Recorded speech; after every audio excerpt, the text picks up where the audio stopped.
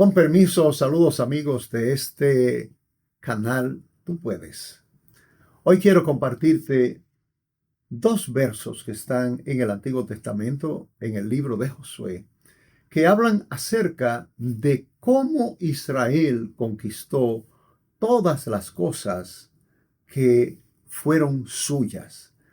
Cómo llegaron a ser posesión de Israel esas ciudades, esos lugares que el Dios del cielo le dijo son tuyas, ve y poséelas.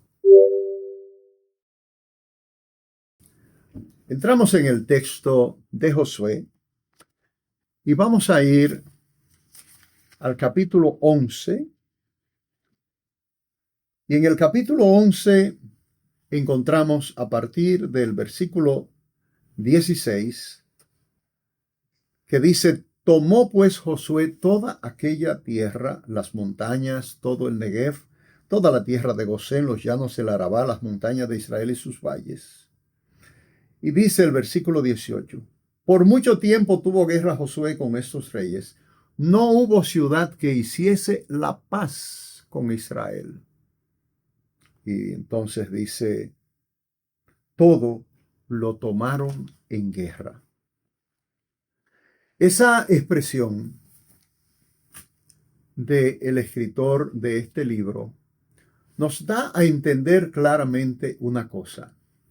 Eso que Dios te ha prometido, te puedes sentar en tu casa y sacar una mano y esperar, o tomar una vasija y esperar, me va a caer en esta vasija porque eso fue lo que Dios me prometió. La respuesta es no. ¿Por qué no? Podemos comenzar desde la historia de Abraham. Dios visita a Abraham en Ur de los Caldeos y le dice, yo te voy a llevar a una tierra que fluye leche y miel, esa tierra es tuya. Todo lo que pisare, la planta de tus pies es tuyo. Y de hecho, muchas veces las personas, para hacer un acto de guerra espiritual, para tomar posesión, entonces va y pisa algo, lo pisa, lo camina y dice, esto es mío. Y entonces ya como si lo tuviese. Y ahí aplicamos el texto de Hebreos capítulo 11, donde decimos, bueno, que la fe viene por el oír. No, la fe viene por el oír, no. Que la fe es la sustancia de lo que se espera y la convicción de lo que no se ve. Esa sustancia de lo que se espera y esa convicción va acompañada de los actos de alguien que está convencido, de alguien que ha estructurado con el material de fe las cosas que espera. Dr. Cho, hablando en su libro La Cuarta Dimensión, habla de la especificidad que hemos de tener cuando le pedimos cosas al Señor. Pero también hemos de estar pendientes y al tanto de las cosas que Dios nos promete y nos da. Cuando Dios le dio la tierra al pueblo de Israel en la persona de Abraham y luego en la persona de Moisés, ve y llévame este pueblo a esta tierra. Hay una tierra que yo les he dado por heredad. Esa tierra es de ellos. Ve y llévamelos allá. ¿Sabían los israelitas que esa tierra que Dios le estaba regalando era una tierra habitada?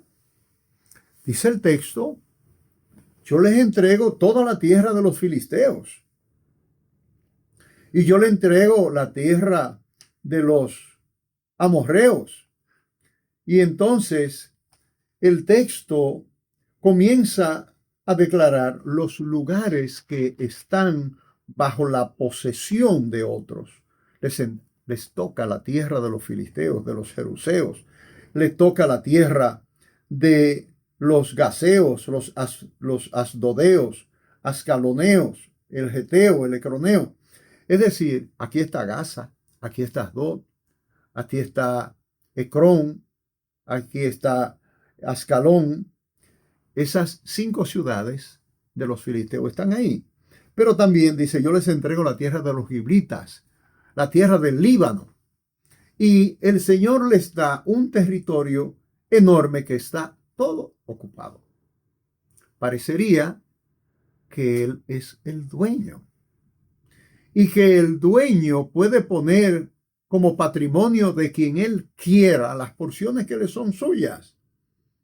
Y ver al Señor actuando de esta manera nos deja entender que Él es dueño, tal y como dice la Escritura, de la tierra, de su plenitud, del mundo y lo que en Él habita.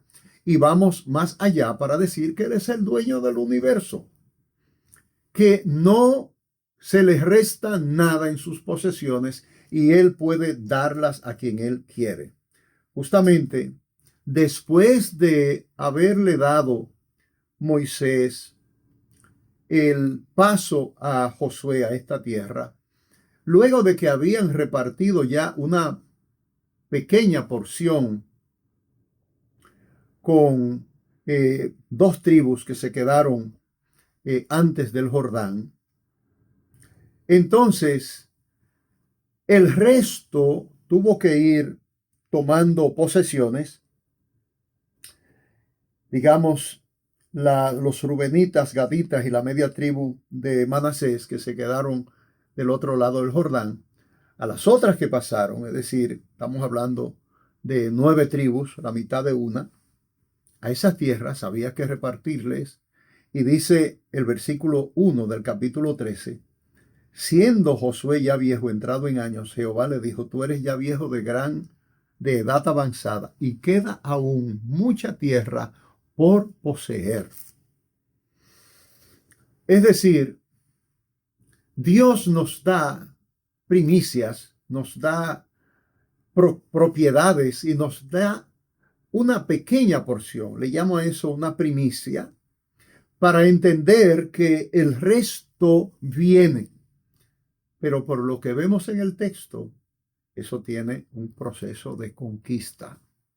Recordamos cuando estudiamos el libro de Nehemías, muy importante, porque en el libro de Nehemías nos estamos refiriendo a porciones que ya había el pueblo ocupado por mucho tiempo. Estamos hablando del territorio de Jerusalén, allí donde tenían su templo, tenían sus hogares. Y entonces, lo que toca ahora es la reconstrucción de los muros. Y dice el capítulo 4, versículo 14. Después miré y me levanté y dije a los nobles, a los oficiales y al resto del pueblo, no temáis delante de ellos, acordaos del Señor grande y temible, dice, y pelead por vuestros hermanos, por vuestros hijos, por vuestras hijas, por vuestras mujeres y por vuestras casas. Es decir, eso es vuestro. El Señor les ha dado la orden de reconstruir. Crean en Él y peleen. Dios te ha dado promesas. Dios te ha entregado bienes, herramientas, dones, y especialmente cuando hablamos de dones, dice el texto a los hebreos que ellos se ponen en acción y se perfeccionan en el uso. Y el uso de los dones comienza con fe. Tú tienes que creer que lo tienes. Eso que tú has estado pidiendo y que quieres recibir, no te puedes quedar en el deseo. Tienes que entrar en posesión. Tienes que entrar en posesión. Tienes que ponerle la mano a eso que Dios te ha prometido y asumirlo como tuyo propio. Ahí es donde está la fe. Ya el Señor hizo. El Señor no tiene que hacer, Él hizo. Justamente hay un autor, justamente un bautista, apellido Fish, que hablando acerca de los dones, él dice, están en Dios, puestos allí en la persona de Jesucristo, dispuestos para todos. La responsabilidad del uso es nuestra. La provisión está dada. ¿Qué tal si no los usamos? ¿Por causa de qué? Por falta de entender que ya los tenemos, que son nuestros. Eso es lo que Dios les hace probar al pueblo de Israel que cuando Él te da algo, eso es tuyo y que si tienes que pelear, Él estará contigo. Eso me hace correr un poquito hacia adelante al capítulo 32 de Segundo de Crónicas. El capítulo 32 de Segundo de Crónicas nos presenta ahí al rey Ezequías. El rey Ezequías, uno de los mayores reformadores de los reyes de Israel. Ahí hay que ponerlo junto a Josías, ahí hay que ponerlo junto a Joás. Es de los hombres que trabajó, la Biblia habla, el restaurador del servicio al Señor, el oficio sacerdotal, los levitas, vuelve y los instala y restaura el culto. Pero ese versículo 1 del capítulo 32, fabuloso, dice, después de toda esa fidelidad y de todas esas obras, entonces Dios le envía a Ezequías una invasión y llega allí ese Senaquerib, ese oficial del ejército asirio, que amenaza con hacer lo que él venía haciendo de manera regular con reyes a los que había vencido. Y llegando a este pueblo dice, no hay ninguna razón para que yo no le haga a ustedes igual que a todos. Y entonces, amados, cuando él dice igual que a todos, que nos pasa a nosotros cuando nos llega una enfermedad y nosotros decimos, bueno, pero de esto se ha muerto mucha gente, ¿por qué yo no me puedo morir de eso? ¿Sabe por qué no? Te puedes morir, pero ¿sabe por qué necesariamente no? Porque tú y yo, el pueblo de Dios, no es todo el mundo. Nosotros somos el pueblo escogido por Dios. Nosotros somos el pueblo a quien Dios llama a propósitos, a quien Dios nos da marcas y nos da medidas para llenar. Y hasta que esas medidas no sean satisfechas, no habrá tarea cumplida y nadie podrá apartarnos de ese plan. Como Jesús mismo dijo, nadie te puede arrancar de mi mano. Pues yo le añado, de su plan. Nadie te puede robar el plan que Dios tiene para ti.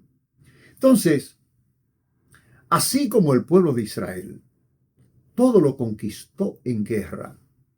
Aquí, cuando Ezequías se enfrenta con este aguajero, este pedante altanero que desafía al pueblo de Dios, quiere ridiculizar la relación con Jehová diciendo, ustedes confían en Jehová, Jehová está con nosotros también, Él es el Dios nuestro. No.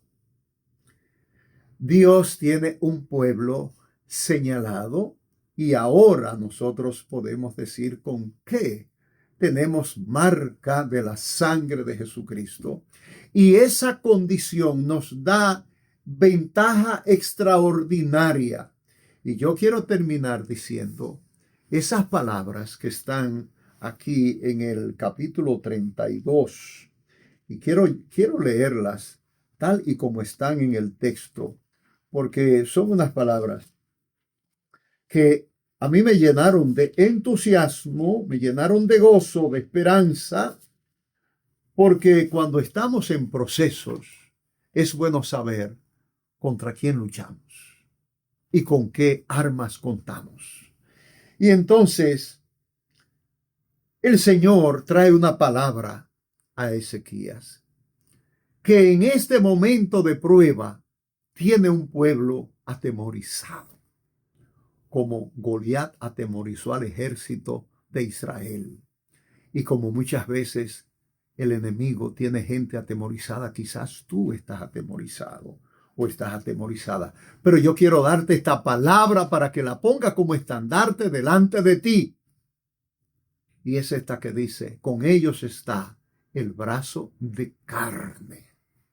Ellos cuentan con su carro y su caballo, ellos cuentan con sus cuentas bancarias, ellos cuentan con sus relaciones. Pero nosotros contamos con Jehová, nuestro Dios para ayudarnos y para pelear por nosotros. Tú cuentas con Jehová. El que cuenta con Jehová no tiene adversario suficiente. Así que te dejo con esta palabra y te espero para el próximo video. Tú puedes.